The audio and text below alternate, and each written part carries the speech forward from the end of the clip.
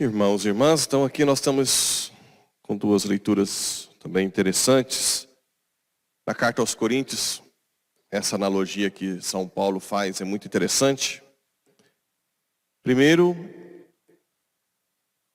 ele pede para suportar um pouco de insensatez da sua parte. Na verdade, vós me suportais. Sinto por vós um amor ciumento. Que talvez seja um ciúme, assim como fala que Deus é ciumento, né? Esse amor do alto, tanto da parte de Deus quanto de quem, o apóstolo, de quem prega, ele tem que ser essencial. Quando fala amor ciumento, na verdade, está querendo dizer que é o amor essencial da nossa vida. Tem que estar em primeiro lugar. Não pode estar em segundo lugar, em segundo plano. Por exemplo, eu já vejo frequentemente tantas pessoas com namoro ou casamento, e você vê uma paixão, uma força enorme investida nesse relacionamento, e Deus como se fosse um apêndice. Um apêndice, como se fosse um que ajuda, dá uma ajudazinha nesse relacionamento, e quando não dá certo, entra em crise, né? Uma das coisas que eu falo para essas pessoas é, cuidado, porque Deus é ciumento. Ele não tolera ficar em segundo plano. Você primeiro sacia a sua carência de ser amada em Deus, controla as suas paixões, e depois, com o amor de Deus, você ama outra pessoa. Se você não fizer isso, tem grandes chances de você ser desviada do caminho, que é o que São Paulo tem preocupação aqui. O que ele diz depois? Fui eu que vos desposei como único esposo, apresentando-vos a Cristo como virgem pura. Aquele povo teve a primeira evangelização feita por São Paulo, né? Mas receio que como Eva foi enganada pela esperteza da serpente, também vossos pensamentos se corrompam. Não tem ninguém mais vulnerável ao engano do que aquele que é carente. Aquela pessoa que está uma paixonite frequente, né? Que vive em paixões, ao invés de decidir amar com o amor de Deus. Aquelas pessoas que vivem vulneráveis, que querem lutam pelo afeto, né? São muito vulneráveis à enganação do demônio. E depois São Paulo faz todo esse discorre sobre todos os fatos, né, do tempo dele lá em Corinto. De fato, se aparece alguém pregando outro Jesus que nós não pregamos, ou prometendo um outro Espírito que não recebestes, ou anunciando um outro Evangelho que não acolhestes, vós o suportais de bom grado. Ele já tem notado que tem algumas pessoas seduzindo com outros pensamentos. Hoje, na nossa sociedade, as seduções maiores são essa adaptação da religião às suas paixões, né? Enquanto o pregador que fala do amor de Deus fala que você tem que ter autodomínio, que você tem que orientar suas paixões primeiro para Deus. Existem vários aí que dizem, não, você pode ter uma religiosidade sem estar muito bitolado, né? Você pode se relacionar com Deus e também ter a sua vidinha aqui, como se Deus fosse um apêndice da vida.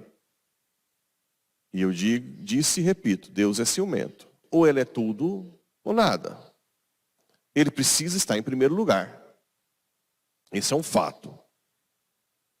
Depois no Evangelho, nós temos mais uma vez a questão do Pai Nosso, né? Quando Jesus fala de muitas palavras, como fazem os pagãos, ele não está falando do terço, como alguns querem usar, né? O terço não é uma verborragia. O terço Cada Ave Maria, as 10 Ave Marias, é um tempo de meditação da vida de Cristo. Então, o terço tem um poder extraordinário de conversão e de força diante de Deus. Até porque Jesus, o tempo inteiro, mostrou para os santos nesses 2000 anos o quanto ele quer honrar a sua mãe. E o terço é uma das formas fortes para honrar a sua mãe. Além de estar meditando toda a vida de Jesus. Aqui, essas muitas palavras quer dizer falar demais coisas que são superficiais. Muitas vezes os judeus, lembra que os judeus viveram uma fé superficial e exterior. Acaba que isso gera muita superficialidade no pedido e repetição naquele caminho que não é o correto.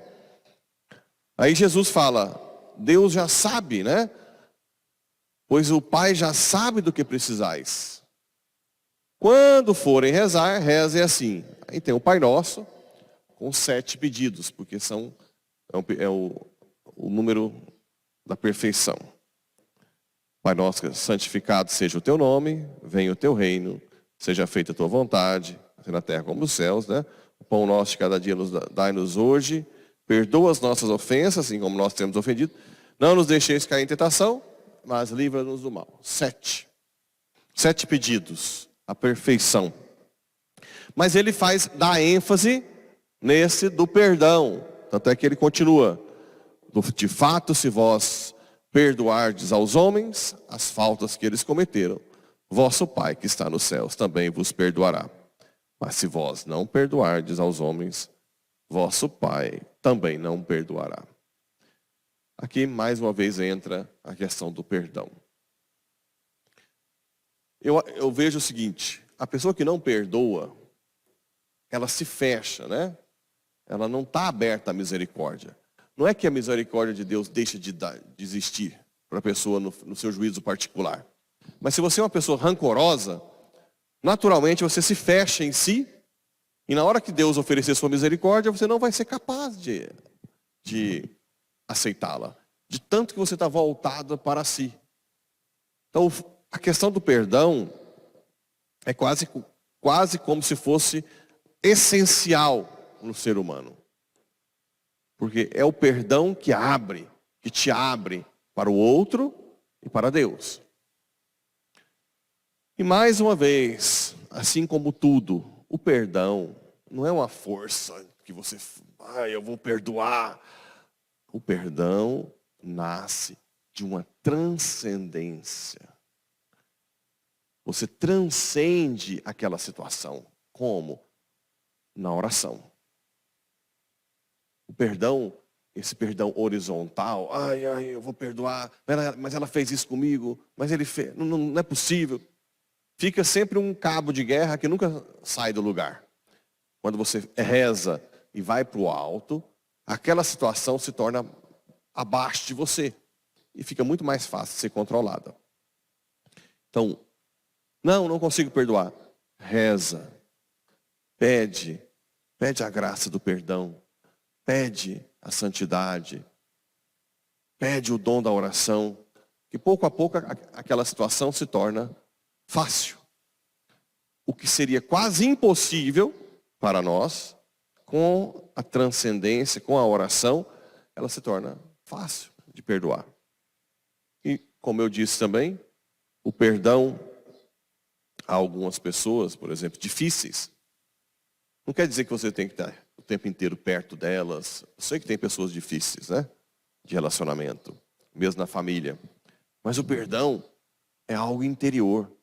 É quando você tem contato com essa pessoa, você não sente nada de ruim. Você é capaz de cumprimentar sem grandes problemas. Você é capaz de rezar por ela, por entender que a pessoa é difícil, precisa de oração. E é, na verdade, uma liberdade. Porque quem não perdoa não é livre, né? Todo ambiente que aquela pessoa está, ela sai, sente mal, é uma pessoa escrava da mágoa. Então vamos pedir hoje essa graça especial. Todos que nos estão acompanhando, se você ainda não perdoou alguém, começa a pedir hoje, junto com rezando o terço, a graça do perdão. E depois, manda uma mensagenzinha pelo WhatsApp, ou um presentezinho, manda um queijozinho pequenininho, porque se jogar no lixo não é queijo grande, né? Na roça, manda de presente um queijinho bem pequenininho, que se jogar fora de raiva, é o queijo pequeno. Depois, aos poucos a outra pessoa vai se moldando. Aí se a outra pessoa não aceitar, não tem problema. Você vai rezando, a sua parte você já fez.